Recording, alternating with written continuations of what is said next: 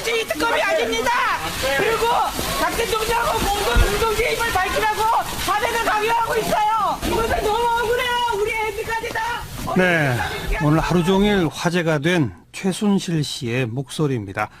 특검에 강제 소환되면서 작심한 듯 이 기자들 앞에서 크게 외쳤고요. 그 소리를 들으면서 아마 그 특검 사무실을 청소하시는 한 분께서 뭐 연병하네 뭐 이런 말 하시는 것까지 여러분 지금 방금 들으셨는데요. 자, 이거 어떻게 봐야 할까요? 국회 국조특위위원이시고 검사 출신인 국민의당 김경진 의원 연결해 봅니다. 김 의원님 나와 계시죠? 네, 안녕하십니까. 어떻게 보세요? 그러니까 이게 적반하장도 유분수다라고 생각을 하고 있고요. 그러니까 최순실 씨 여태까지 보면 건강에 문제가 있다, 또 무슨 정신적인 충격을 받았다, 또 재판 준비해야 된다, 가지가지 명목을 돌려막기식으로 주장을 하면서 출석을 거부해 왔거든요. 예. 오죽했으면 특검이 기히 다른 사건으로 구속돼 있는 피고인에 대해서 체포영장을 청구해서 지금 강제로 끌어온 상황이라면 예. 사실은 자숙하고 정말로 조용히 가서 아는 그대로 진술을 해야 되는데 예. 그런 행태를 보이는 것은 상당히 지금 비정상적이다, 이렇게밖에 볼 수 없습니다. 그 백보를 양보해서 본인이 억울한 게 있다고 쳐도 말이죠. 네. 특검 수사가 강압적이다라고 주장하고 이건 민주특검, 자유민주주의 특검이 아니다라고 말하고 있잖아요. 네. 근데 특검에 지금 이번에 처음 나온 거잖아요. 그렇습니다. 한 번도 수사를 안 받았는데 강압적이다라고 하는 말은 말이 되나요? 그러니까 결국은 그 행동 자체가 일정한 노림수가 있지 않나라는 생각조차도 드는 게요. 네. 실은 방금 말씀하신 대로 조사를 받아본 적이 없는데 강압적인 조사를 받았다고 지금 그 허위 주장을 하고 있는 거 아닙니까? 예. 그러면 박근혜 대통령에 대한 열렬 지지자들 입장에서는 그 말을 그대로 믿고 뭔가 박근혜 대통령을 음모하기 위한, 모함하기 위한 절차가 그냥 진행되고 있구나. 예. 이렇게 착각하도록 만들 수 있는 말의 기반을 만들어 놓는 것이 아닌가라는 생각이고요.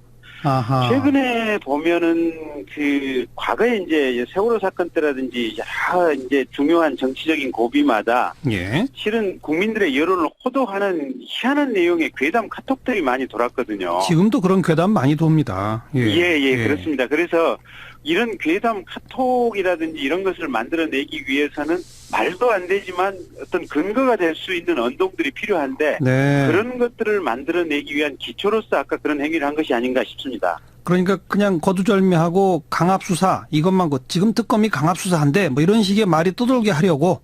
예, 그렇습니다. 수사를 한 번도 안 받은 사람이. 예. 그리고 어린애와 손자까지 멸망시키겠다고 하고 이런 것도 그런 노림수가 있는 걸까요? 멸망이라는 단어? 그렇다고 봐야죠. 그러니까 특검이 인륜에 반하는 행동을 하고 있다. 아니 근데 지금 정유라 씨라든지 그 손자 같은 경우는 네덜란드에 있지 않습니까? 네. 그 네덜란드 국가에 의해서 제대로 보호를 받고 있는 이런 상황인데 특검이 거기에 대해서 도대체 뭘 했다는 얘기입니까? 네. 말도 안 되는 얘기를 지금 억지로 지어서 만들어내고 있는 거죠. 그래도 딱히 용어를 사용하는 걸 보면은 정치적으로 굉장히 고심한 흔적이 보이는 거네요. 그렇죠. 그러니까 저희 검사 생활을 해본 사람들 입장에서는 예. 제일 상대하기 힘든 사람이 머리는 팽팽 돌면서 이렇게 무대프로 행동하는 사람들이 있거든요. 네. 그러니까 보통 머리가 도는 사람들은 굉장히 지적이고 말이 많은 형태를 띠는 경우가 많은데 예. 머리는 굉장히 영리하고 계산은 많이 하지만 아주 말도 안 되는 무대포적인 발언과 행동을 하는 사람들이 실은 수사하는 입장에서는 굉장히 거북스럽고 부담스러운 존재들입니다. 근데 최순실 씨가 그런 모습을 지난번에 국정조사 교도소 청문회 때부터 보여왔었습니다. 예. 조금 아까 정유라 씨 네덜란드에 있다고 그랬는데 덴마크에 지금 있고요. 덴마크입니다. 제가 바로잡고. 네. 그 머리는 팽팽 도는데 그 계산을 다 맞춰서 말을 열심히 하는 게 아니라 무대뽀로 행동한다. 네. 그런 사람들 많이 있어요? 간혹가다 있습니다. 어떤 유형입니까? 그런 사람들은? 대표적인 주자가 전두환 대통령 같은 사람들이죠. 네. 상황 파악은 번뜩이게 하면서 예. 아주 무섭게 그냥 질주할 수 있는 그런 능력을 가진 사람들. 예. 많지는 않지만 간혹가다 있습니다. 예. 그래요. 그 처음 귀국할 때는 막 죽어가는 목소리로 죽을 죄를 졌습니다. 막 그랬잖아요. 네. 그거는 또 뭘까요, 그러면?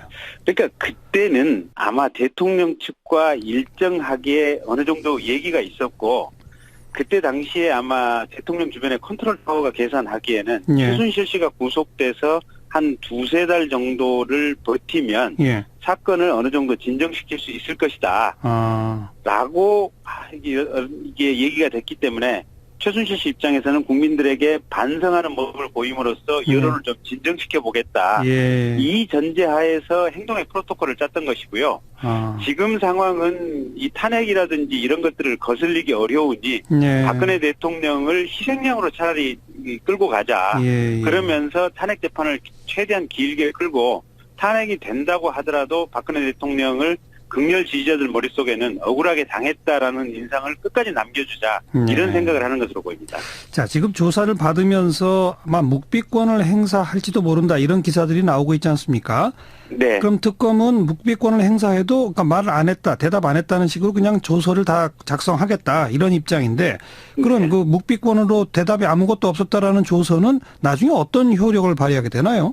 그러니까 최소한 본인에게 이러이러한 피의 사실로 당신이 조사를 받고 있는데 거기에 대해서 당신이 억울한 점이 있으면 한번 답변이라도 해봐라. 네네. 그러니까 거꾸로 보면은 이 수사라고 하는 것이 어떤 본인에 대한 질문을 통해서 적극적인 혐의와 증거 사실을 끌어내는 측면도 있지만 예. 어떤 면에서는 오류 가능성을 줄이는 역할도 합니다. 아하. 그래서 사실 최순실 씨 같은 경우는 그 본인의 입을 통해서 뭔가 유의미한 자료를 얻는 것은 사실 불가능한 상황일 것이고요. 예. 대신 밖에서 얻은 객관적인 제3자의 증언이나 어떤 증거를 가지고 네. 이게 혹시 경우에 따라서는 아주 적은 확률이지만 오류의 확률이 있는지 최순실 씨를 통해서 확인해 보려고 할 것인데 예. 거기에 대해서도 최순실 씨가 묵비권을 행사하고 진술을 포기한다면 자기 스스로 권리를 포기하는 거죠. 아, 그렇군요. 네. 말씀 들으니까 검사가 이러이런 잘못했죠라고 묻는 게 아니라 네. 이러이러한 증거들이 있는데 여기 잘못이 있나요라고 물으면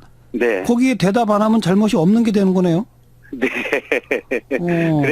그래서 수사 과정 중에 이제 최순실 씨 같은 경우는 오류를 최소화해보겠다 이런 관점에서 불러서 조사를 한다고 생각하시면 되고요. 네. 굳이 본인의 어떤 입을 통해서 뭔가를 확인하려고 하는 그런 의도는 특검에게 없을 겁니다. 그러면 묵비권 행사하는 게 오히려 최순실 씨한테 불리하겠는데요. 예, 그렇다고 보여집니다. 그런데 묵비권을 행사한다. 이것도 무대법입니까? 네. 참 잘 이해가 안 되는 대목이 많습니다. 그동안 입을 꾹 다물고 있다가 갑자기 같은 날 이런 행동, 이런 발언을 하니까 예사롭지 않게 느껴집니다. 예, 그 모습을 보고 충격적이라고 느끼신 분들이 많을 텐데요. 예. 그 답하는 내용 자체는 예상대로라는 생각이 듭니다. 무슨 말씀이세요? 이 말하자면 정상적인 그 국민들이 가지고 있는 질문들이 있는데 예. 그 질문을 받을 수가 없는 상황이거든요. 어허. 그러니까 이제 그 정상적으로 언론에 대면해서 그 해명을 하지 않고 이 질문 내용을 컨트롤할 수 있는 상황에서 또 최순실 씨 같은 경우에는 일방적으로 자기 주장을 한 건데 예.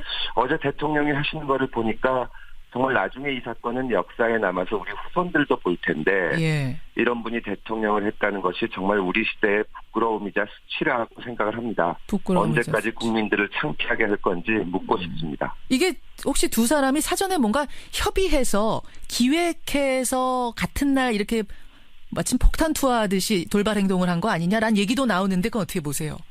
실제로 의사연락이 있었는지 뭐 있었다면 어떻게 됐는지는 모르겠습니다. 예. 그러나 이심전심으로라도 같은 기획을 한 것이 아닌가.